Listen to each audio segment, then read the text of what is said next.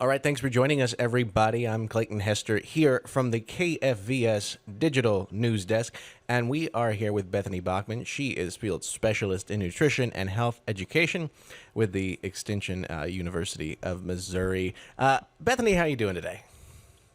I'm well. Thanks for having me. Absolutely, absolutely. It's a great time of year to kind of just dive into the, the many different things that may be getting people a little bit under the weather, and we've just got a plethora of things going on. Can you just, I guess, speak to some of the major players here as far as fall illnesses go? Sure. So the big thing that we're seeing right off the bat is we're seeing those seasonal allergies, and it really doesn't matter what time of year. There's always going to be something that's going to trigger those. So right now there's a lot of ragweed, mold in the air. There's a lot of dust flying around. We haven't had a lot of rainfall to kind of calm things down. So we see a lot of allergies kind of triggering other illnesses. One thing to keep in mind with those allergies, if you have any sort of underlying respiratory illness, such as asthma, they're always going to impact that much more than a regular person that doesn't suffer from those. So it's important to keep that in mind, especially with kids. It can prolong the illness as it arises. There's a lot of things you can do with those allergens too to help kind of calm them. Try to limit time outside, which is something we always say we want to have more time outside. These things are at their peak, it's best just to avoid some of that time outside, really limit it.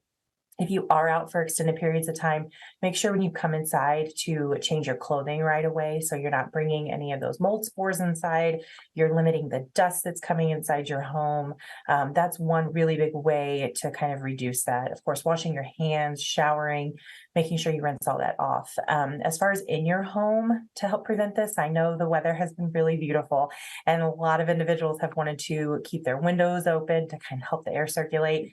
If you have seasonal allergies, it's definitely not the best thing to do. You're not only getting it in your respiratory system, but it's also settling on surfaces in your home. So think about all of the dust that you have sitting around your home. It's also settling into those carpets, the upholstered furniture you may have, bed sheets, linens, things like that. So it just makes it harder to maintain the cleanliness and keeping those allergens out of your home if you keep those windows open.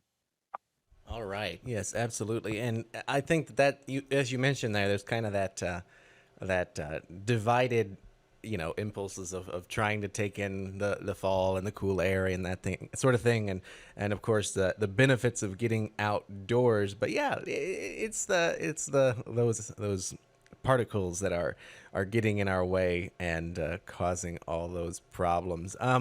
Yeah, and as far as kind of just the changing weather, changing temperatures, things like that go. Are there ways that affects people's health? Affects, yeah, the what people are able to do, and yeah, and just their general well being. Yeah, I think it's just always important to remember, especially with kids, it might be chilly in the morning, but it's gonna be hot in the afternoon. And so they're probably fighting you on if they need to wear a jacket to school, things like that.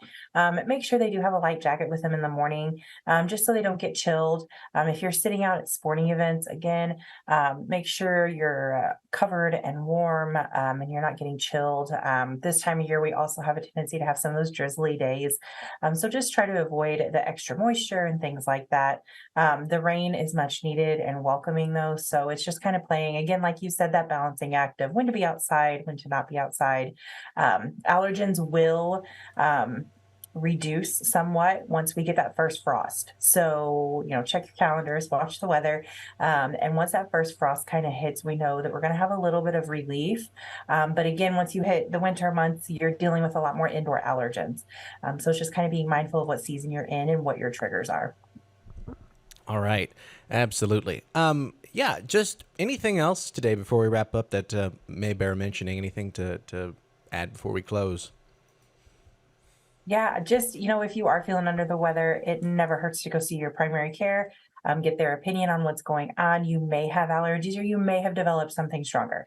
So it's always important to get checked out. They can get you on the right treatment plan, whether it be a nasal spray, an over-the-counter medication, or maybe you need a prescription to fight whatever it is. So just be careful and don't mistake those allergies for something else, and vice versa. You always want to know what you're dealing with before you try to treat it.